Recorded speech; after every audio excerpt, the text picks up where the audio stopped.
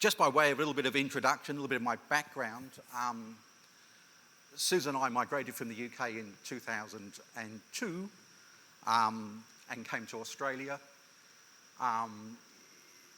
Later in that year in September, we bought a small garden centre, which is about half an hour north of here. So if you jump on the train and head north, that train that goes over the bridge will take you to our little garden centre. We ran that until December 2024, when we,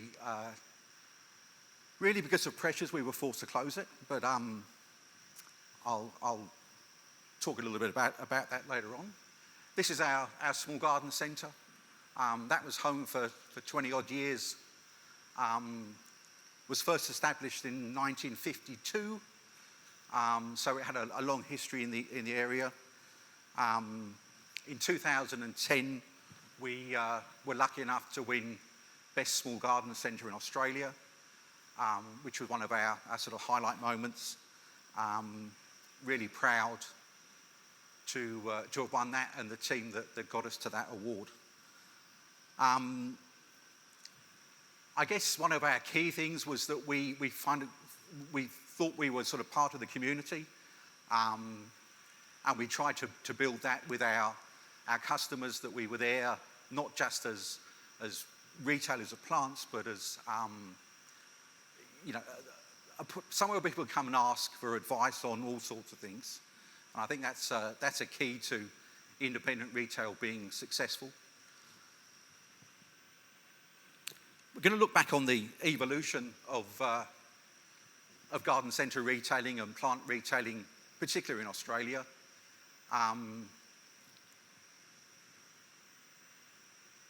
In the 1950s, 60s, 70s, garden centres really had a lot of the market to themselves.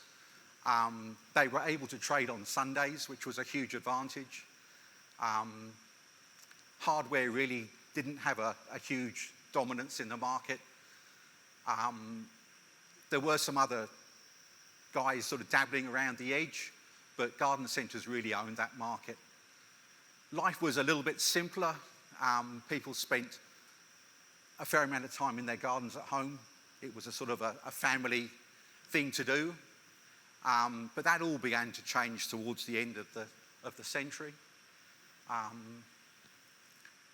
And we started to see the dominance of particularly Bunnings, who are a large hardware chain. Their low price model resonated with a lot of people in Australia, a lot of the consumers. They had an aggressive strategy of expansion across the country. There were other people that tried to come into the market who failed. So there was an attempt by Woolworths, which owns one of the large supermarket chains here, to come into the market, and they unfortunately couldn't break into the market.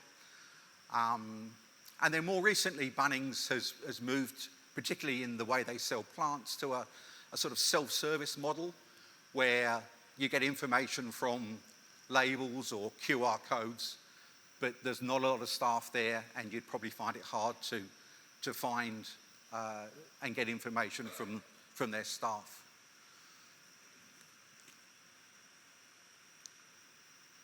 So with the rise of increase in disposable income, a lot of people found that their weekends were full of kids' sport, clubs, beach culture, socialising. There was a sort of a move away from gardening to some extent. You've heard about the cycle of drought in the early 2000s. We had a fairly severe drought on the east side of Australia, which impacted a lot of producers and sellers of plants. And gardening really became less of an important activity for the family. Other things were probably a bit more front of mind. Coupled with this, we get the issue of increasing land values. I put 6% annual growth there. In some areas it's probably more than that, and that's year on year. So what's often happened is that businesses are probably worth less than the value of the land they sit on. And that's a phenomenon that we're seeing today. If you don't own your landlord is looking at it and wanting a return based on what they perceive the value to be. And that's putting additional pressure on some of our businesses. And what we're not seeing is a lot of young people coming into that market. We have very few young entrepreneurs entering the garden centre market. Having said that, our product is still very relevant. People want plants, they enjoy plants, whether it's indoor, gardens, whatever. I think in a lot of ways our product is probably more relevant than it's ever been. Consumers are time poor. They don't have a lot of time. They want easy solutions to getting plants. For a lot of us, technology is absolutely key to getting people into our businesses or buying our product. And consumers demand convenience and quality.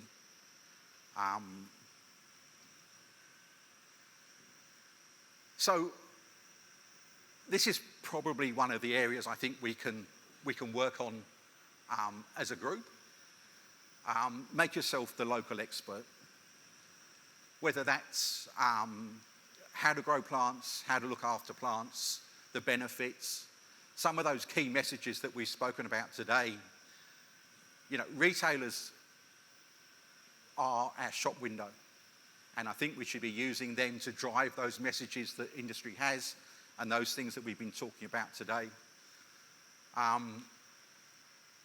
Building relationships with suppliers is another key area. First of all, training your staff, telling them about new products and new releases that are coming through. There's a great demand for awareness sessions within your business. So get your growers in to talk to your customers.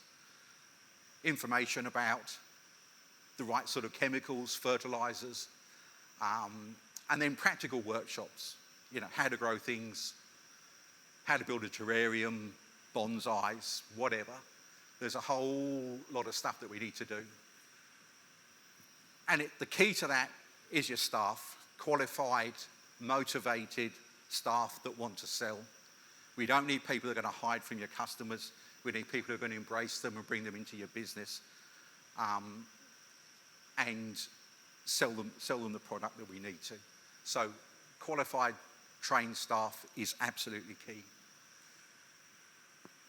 Online platforms, absolute must. Technology is our friend. It's only going to supercharge sales. People want to shop 24 hours a day, 7 days a week. There were some interesting stats around this, that purchases after 9 p.m.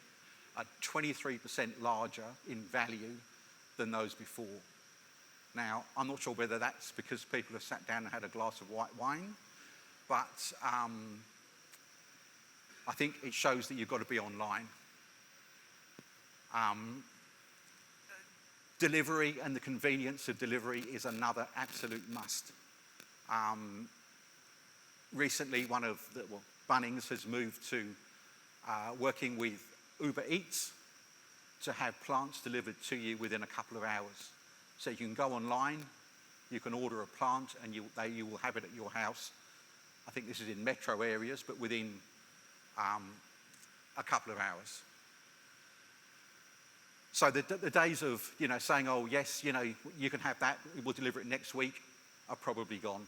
People are wanting quality and service, and they expect you to be able to offer that. But at the same time, they're prepared to pay for it. 16.8% of all retail transactions in Australia were online. Now, there are some larger numbers that go around. I think the supermarkets may quote a much higher number than that, but that appears to be the figure. And they reckon by 2030, that will be more like 20%. So 1/5 of all sales that are occurring in Australia are online. And the data shows that 81% of consumers check out your business before they make a purchase. But at the end of the day, 98% of people still visit a bricks and mortar store.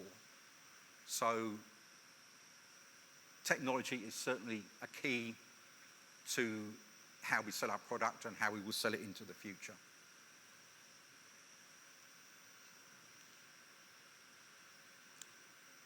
Strategies to make your business stand out.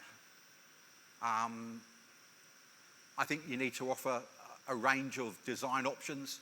So whether that's a simple planting plan that people can take home, or a full garden design, I think that's an essential for selling our product. Regular reminders on social media is an absolute must, and particularly advice around what to do and when to do it, I think is a key fundamental. Evening functions, I think that's another huge way of building that relationship with your customers. Work out who your best customers are, invite them in for a glass of bubbly and some nibbles, show them the new product, show them the new releases, and show them what's happening in the world. And your business needs to be front of mind, so you need to keep those social media posts regular. When people think about buying a plant or a garden product, you need to be front of mind. You need to be the place that they think of and come to.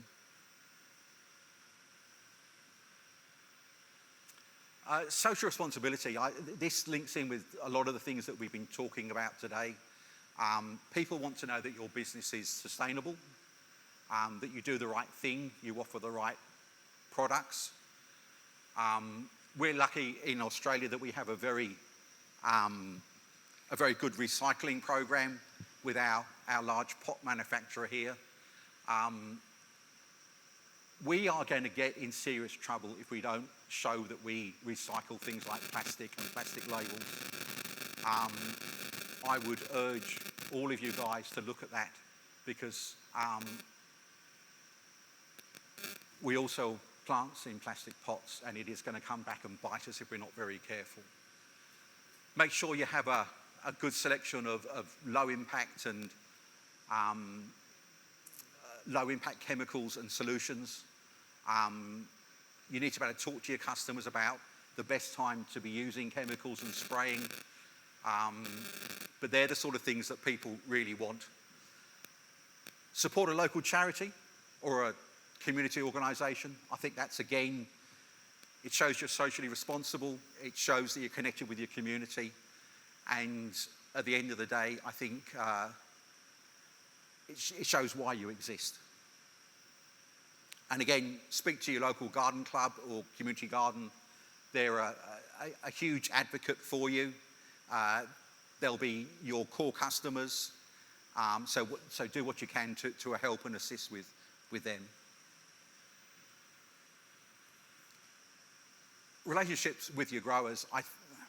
My feeling is that this concept of drop shipping or product coming from your supplier, your grower, directly to your customer is probably something that is going to become a major factor. My feeling is that you're probably only going to work with between 10 and 20 good suppliers. As long as their inventory is live and up to date, it means you can sell that product without holding it in your business. I think you need to obviously work through the logistics of that, so whether someone delivers it for you or whether that product then comes to your facility and then is taken out to your customer.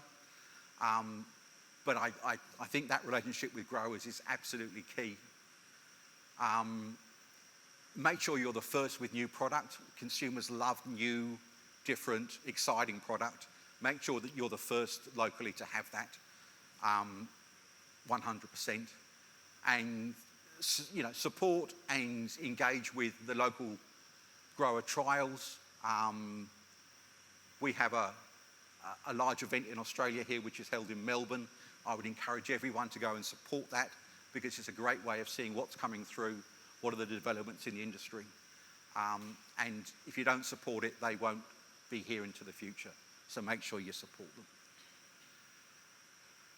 Thank you very much for listening. That was a short and sharp look. We could have done retail all day, but I don't think Tim would allow that. Any questions?